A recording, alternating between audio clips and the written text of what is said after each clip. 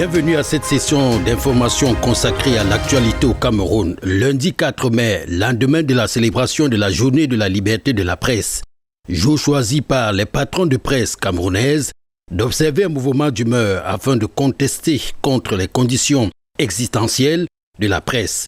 Ce lundi, plus de 42 organes de presse ont décidé de ne pas paraître et obéissant ainsi au mot d'ordre de presse morte lancé par un regroupement de directeurs de publication. Une décision qui s'appuie sur 10 raisons, entre autres, la mévente des journaux, la fiscalité inadaptée à l'entreprise de presse, le refus de l'État de soutenir la résilience de la presse à capitaux privés, les arrestations arbitraires des journalistes dans le cadre de leurs fonctions, le maintien des peines privatives de liberté pour les délits de presse. Selon Reporters sans frontières, la liberté de presse est gravement menacée au Cameroun depuis plusieurs années. Avec 5 places en moins par rapport à l'année dernière, le Cameroun figure en effet 134e rang sur 180 dans le rapport public en avril 2020 par le RSF.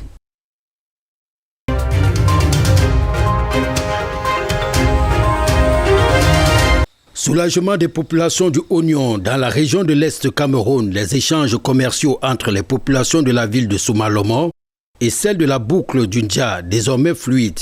C'est à la faveur de l'achèvement des travaux de construction d'un nouveau bac sur le fleuve Dja.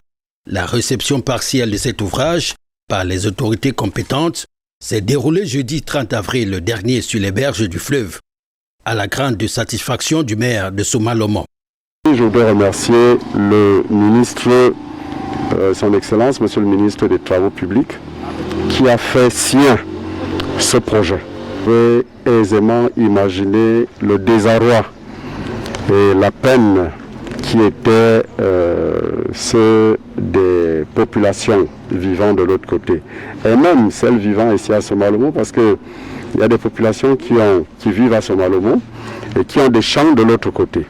Donc vraiment, ce n'était pas du tout évident. Pendant près de 7 ans, les mouvements et activités des populations étaient réduits à l'unique moyen de locomotion pour joindre les deux rives qu'est la pirogue.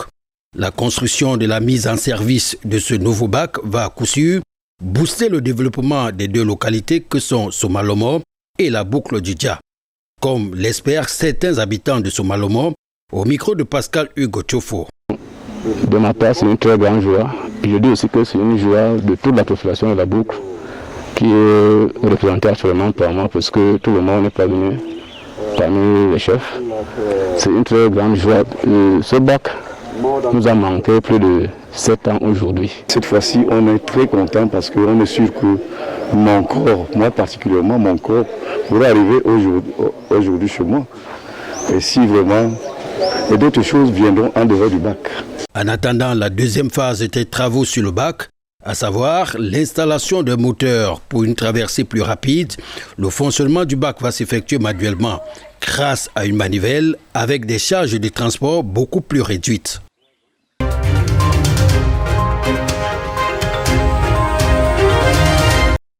Le mois de Ramadan, plus paisible pour les membres de l'organisation socio-culturelle pour le développement de l'élevage et de l'agriculture en abrégé Sodelco des régions de la Damawa et du Nord. 5 millions de francs CFA, c'est la somme mise à la disposition des membres de Sodelco par le milliardaire homme d'affaires El Hadj Amadou Dampoulou, fondateur de cette association qui milite pour la solidarité, le vivre ensemble et les initiatives génératrices de revenus. C'est le coordonnateur national des activités de Sodelco, Ayadi Youmoussa Issa Maroua, qui a procédé au nom du donateur à la remise de l'enveloppe aux bénéficiaires. La rencontre qui s'est tenue dans le respect des mesures anti-Covid-19 a permis aux uns et aux autres d'exprimer leur gratitude au président du conseil d'administration des entreprises du groupe Baba pour cet accompagnement financier pendant cette période d'abstinence, mais aussi pour le soutien à hauteur de 100 millions de francs CFA que le puissant homme d'affaires, le Maya Duté au Cameroun, a apporté au gouvernement dans le cadre de la lutte contre la Covid-19.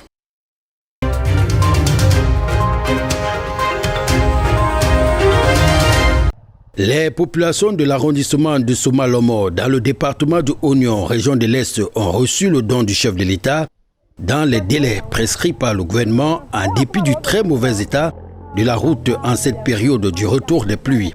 Ces dons du chef de l'État associés à ceux des forces vives et élites sont essentiellement constitués de seaux robinets, de cadrons de savon, de gel hydroalcoolique et de masques ont été distribués vendredi dernier aux responsables des services publics, responsables des églises et mosquées et chefs traditionnels de chaque village par la commission conduite par Jules Assé, sous-préfet de l'arrondissement de Soumalomo.